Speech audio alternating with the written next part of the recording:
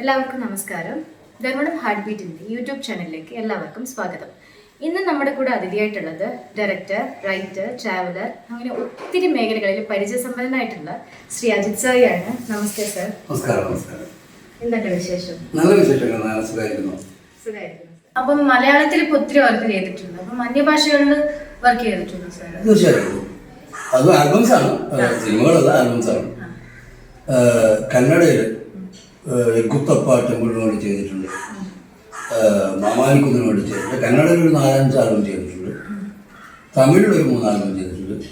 പിന്നെ ഒഡീസിയിൽ രാമരാമ എന്ന് പറഞ്ഞൊരു ആൽബം. അതുപോലെ സാറിൻ്റെ ഒരു പുസ്തകം അത് വളരെ മുമ്പാണ് പെൻ ബുക്സ് ചെയ്തിരുന്ന മിസ്റ്റിക്കൽ എക്സ്പീരിയൻസ് ഹിമാലയം. എക്സ്പീരിയൻസ് ഒക്കെ വെച്ച് ഹിമാലയ യാത്രകളും സന്യാസ ജീവിത അനുഭവങ്ങളും. അതുപോലെ ഇനിയിപ്പോ വരാനിരിക്കുന്ന പ്രോജക്റ്റ് എന്തൊക്കെയാണ്? വരാനിരിക്കുന്ന പ്രോജക്റ്റ് ഇപ്പം ഒരു പുസ്തകം എൻ്റെ മനസ്സിലുണ്ട്. കാശി, എൻ്റെ സുഹൃത്ത് രജിത് പൂമുറ്റുമായിട്ട് കാശിയിൽ നമ്മളൊരു സ്ഥാനം ചെയ്തിട്ടുണ്ട്. അദ്ദേഹമാണ് അതിനകത്ത് അഭിനയിച്ചിട്ടുള്ളത്. ദ കെസ്റ്റ് എന്നൊരു ഡോക്യുമെൻ്റ്. അപ്പോൾ അതിൻ്റെ ഭാഗമായിട്ട് മുമ്പ് കാശിയിൽ എവിടെ നിന്നാണ് ഞാൻ പോയിട്ടുണ്ട്. ഇപ്രാവശ്യം കാശിയിൽ പോയപ്പോൾ കാശി വിശേഷങ്ങൾ എന്ന് പറഞ്ഞാൽ ഞാൻ കുറച്ച് എഴുതുകയും, അപ്പോൾ അതൊരു പുസ്തകമാക്കണം നമ്മൾ കുറേ നല്ല സുഹൃത്തുക്കൾ ആവശ്യപ്പെടുകയും ചെയ്തു. അതിലെ കാശി വിശേഷങ്ങൾ, ഒരു വാരണാസി കുറിപ്പുകൾ, ഒരു പുസ്തകം മനസ്സിൽ പ്രിൻ്റെടുത്ത് തരികയത്. പിന്നെ 2 ഇപ്പോൾ ജോസി ദാസ് എന്നൊരു സുഹൃത്ത് സംവിധാനം ചെയ്തൊരു പടം അപ്പുകുട്ടൻ തിരക്കിലാണ്. ഞാൻ ശ്രീനിവാസനാണ് നായകൻ. അത് മാർച്ചിൽ ഷൂട്ട് തുടങ്ങാൻ വേണ്ടി പോകുന്നു. ഞാനും എൻ്റെ ഒരു സുഹൃത്ത് മനോജുമാണ് എഴുതിയിട്ടുള്ളത്. പിന്നെ ഞാൻ തന്നെ സംവിധാനം ചെയ്യാൻ പോകുന്ന പടം. സിനിമയുടെ സംവിധാനങ്ങളിൽ ഒരു പാഷനില്ലാത്തവണ്ണം പറയുക, റൈറ്ററുകളൊക്കെ കുറച്ചുകൂടി കംഫേർട്ട് ഞാൻ. അപ്പോൾ ജുഗൽബന്ദി എന്നൊരു മ്യൂസിക്കൽ സബ്ജക്റ്റ്, മ്യൂസിക്കാണ് നായകൻ. ആ ഒരു പടം തുടങ്ങാൻ വേണ്ടി പോകുന്നു. നിങ്ങൾക്ക് മലയാളത്തിലെ ഒരു വലിയ ബാനറിലാണ് വരാൻ പോകുന്നത്. അത് 2മാണ് ഇപ്പോൾ ഉള്ള അടുത്തുള്ള പ്രൊജക്റ്റുകൾ. ഇപ്പം ഈ സിനിമ പാഷനായിട്ട് നടക്കുന്ന കുറേ ആൾക്കാർ നമ്മുടെ ചുറ്റുപാടുമുണ്ട്.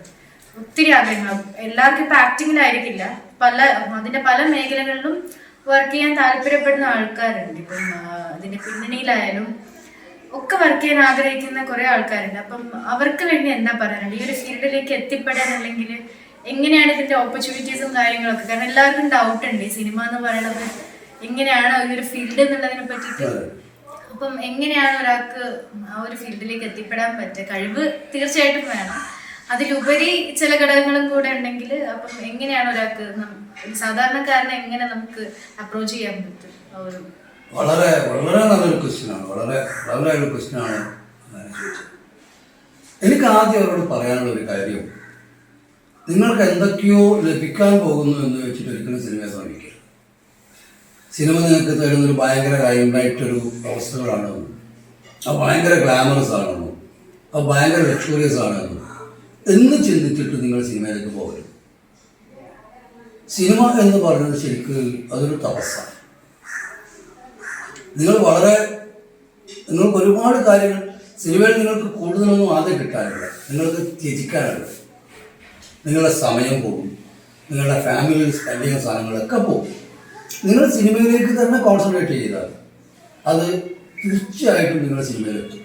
കാരണം സിനിമയ്ക്ക് നിങ്ങൾ ആവശ്യമുണ്ടോ എന്നുള്ളതാണ് ചോദ്യം. സിനിമ ആവശ്യമില്ലാത്ത ആരുമില്ല. സിനിമയ്ക്ക് നമ്മളെ ആവശ്യമുണ്ടോ? നമ്മൾ ആവശ്യമുണ്ടെങ്കിൽ നമ്മൾ സിനിമയിലെത്തും. 2 അതിനുള്ള ഓപ്പർച്യൂണിറ്റീസ്. ഇപ്പോൾ ഒരുപാട് ഇൻസ്റ്റിറ്റ്യൂട്ടുകളുണ്ട്, ഫിലിം ഇൻസ്റ്റിറ്റ്യൂട്ടുകളുണ്ട് കേരളത്തിൽ. ഇപ്പം കേരളാരാണ് ഇൻസ്റ്റിറ്റ്യൂട്ടുണ്ട്. ഞാൻ അടയാർ ഫിലിം ഇൻസ്റ്റിറ്റ്യൂട്ടാണ് പഠിച്ചത്. സിനിമോട്ടോഗ്രാഫി ആയിരുന്നു സബ്ജക്റ്റ്.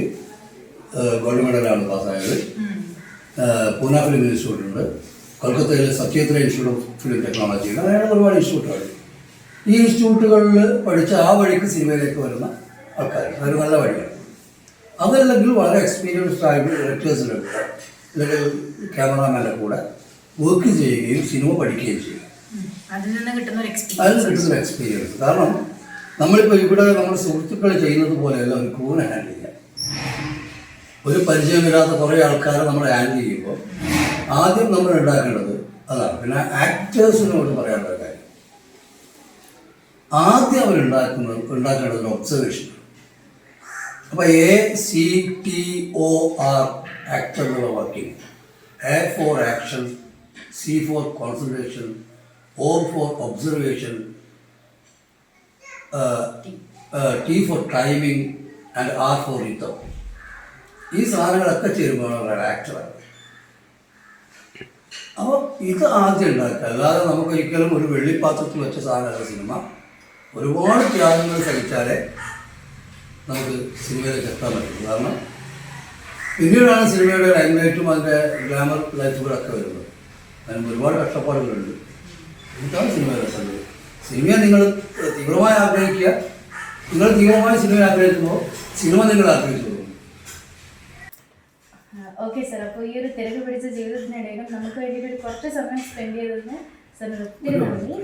അതുപോലെ ധർമ്മടം ഹാർട്ട് ബീറ്റ്സിൻ്റെ ഈ ഒരു യൂട്യൂബ് ചാനൽ കാണുന്ന എല്ലാ പ്രേക്ഷകർക്കും നല്ലൊരു ദിവസം ആശംസിക്കുന്നു. നമസ്കാരം.